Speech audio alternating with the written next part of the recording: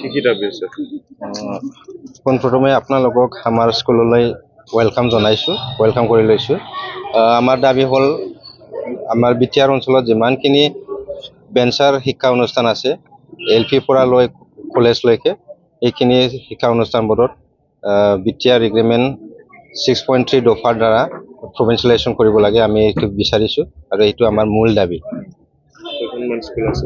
আমাৰ স্কুলসমূহ আছে এনেকুৱা ছিনিয়ৰ ছেকেণ্ডাৰী স্কুল বা জুনিয়ৰ কলেজ হিচাপে আছিলে 16খনৰ ভিতৰত 327 এমপ্লয়িজ আছে আৰু হাই স্কুল আছে আমাৰ বিটিআৰ অঞ্চল 125, তাৰে এমপ্লয়ি হিচাপে আছে 1382 আৰু এলিমেণ্টাৰী ছেকশ্যনৰ আছে স্কুল আছে 1207, তাৰে শিক্ষক হিচাপে কাম কৰি আছে 3940। চ' সেইখিনি মুঠ সংখ্যক আছে আমাৰ 5629 কৰ্ম কৰি আছে এইবোৰ বেঞ্চাৰ অনুষ্ঠানবোৰত। তো আমি বিচাৰিছোঁ যিমানখিনি আমাৰ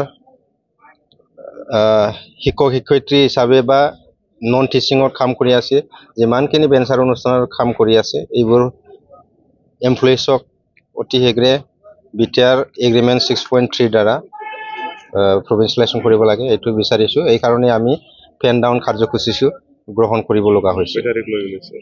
আমি যোৱা 16 তাৰিখৰ পৰা অহা 20 তাৰিখ আগষ্টলৈকে লৈছোঁ। চৰকাৰে যদি এইটোৰ ভিতৰত একো পজিটিভ ৰেছপন্স নিদিয়ে আমি আগন্তুক দিনত আৰু ৰাজপথত ওলাই আহিবলৈ বাধ্য হ'ম। আৰু আমি ইতিমধ্যে এটা প্ৰগ্ৰাম ৰেডি কৰি ৰাখিছোঁ। 20 তাৰিখৰ পিছত যদি চৰকাৰে একো আমাক কাৰণে চিন্তা চৰ্চা নকৰে, আমি অহা 22 তাৰিখ আগষ্টত গুৱাহাটী চচলত এটা ডাঙৰ গণ আন্দোলন কৰিবলৈ সাজু হৈছে।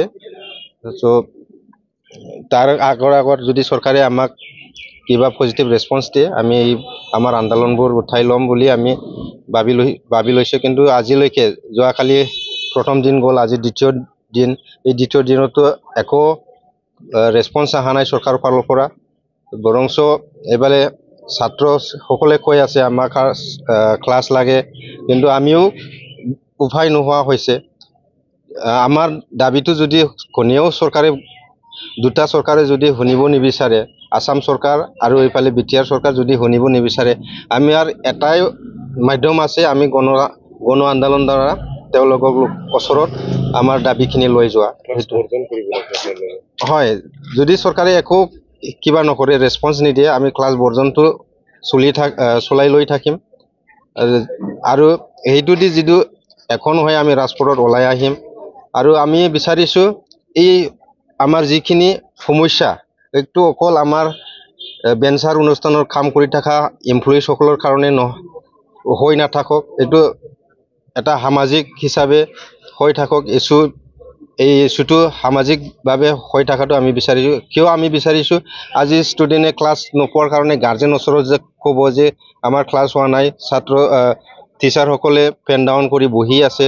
হয়, আমি বহি আছোঁ, যোৱাকালিৰ পৰা বহি আছোঁ আৰু কালিও বহিম, অহাকালিও বহিম, ফুৰিও বহিম। 20 তাৰিখলৈকে আমি তেনেকুৱা ক্লাছ নকৰাকৈ বহি থাকিম। আৰু তেতিয়াহে আমাৰ যে সচেতন সমাজবোৰ ওলাই আহি পৰিব। আমি সেইখিনি বিচাৰিছোঁ। আজি বহুত ছাত্ৰ সংগঠন আছে, তেওঁলোকে ছাত্ৰৰ কাৰণে মাত মাতিবলৈ ক'ত হৈ আছে আমি দেখিবলৈ পোৱা নাই। আমাৰ কাৰণে, আমাৰ বেঞ্চাৰ অনুষ্ঠানবোৰৰ কাৰণে ছাত্ৰ সংগঠনবোৰে কোনো এটা মাত মাতাটো দেখা নাই। কিন্তু আমি বিচাৰিছোঁ এই ছাত্ৰ সংগঠনেও আমাৰ কাৰণে মাত মাতক, কিয়নো আমি থাকিলেহে ছাত্ৰ শিক্ষাদান লৈ আছে। এইখন অঞ্চলত বহুত ৰিম'ট এৰিয়া হয়। এই ৰিম'ট এৰিয়াত এই 2005 চনৰ পৰা সেইখন অনুষ্ঠান পাতা হৈছে। 2005 চনৰ পৰা ইয়াৰ পৰা বহুত ছাত্ৰ ছাত্ৰী হায়াৰ ছেকেণ্ডাৰী পাছ হৈ গৈছে, বহুত ভাল চাকৰি পাই গৈছে।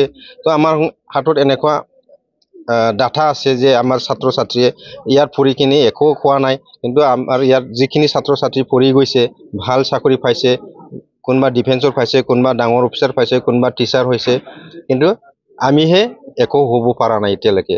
কিয় হ'ব পৰা নাই? আমি চৰকাৰৰ ওচৰত এটাই আশা লৈ বহি আছিলোঁ যে 2020 চনত 27 জানুৱাৰীত যে এটা বিটিআৰ এগ্ৰিমেণ্ট হৈছিলে, আৰু এই বিটিআৰ এগ্ৰিমেণ্টত এটা খুব আমাৰ কাৰণে সুন্দৰ এটা দফা আনি দিছিলে সেই দফা অনুসৰি আমাৰ কলেজবোৰ হ'ব বুলি আমিও আশা কৰিছিলোঁ কিন্তু আজি দেখা পালোঁ 4টা বছৰ গ'ল এতিয়া 1 বছৰ মাত্ৰ আছে এই 1 বছৰত কি হ'ব নহ'ব আমি আশা আছিলোঁ যথেষ্ট আশা কৰিছিলোঁ এই বিটিআৰ চৰকাৰে ইউপিপিএল আৰু বিজেপি এলায়েন্স চৰকাৰে আমাৰ কাৰণে এটা ভাল সুবিধা বনাই আনিব চৰকাৰীকৰণ কৰিব কিন্তু আজিলৈকে কৰাটো আমি দেখা নাই আৰু দেখা নাই কিবা এটা ষ্টেপ লৈছে এইটোও দেখা নাই আমি এই কাৰণে আমি এই আমাৰ আন্দোলনটো কৰিব লগা হৈছে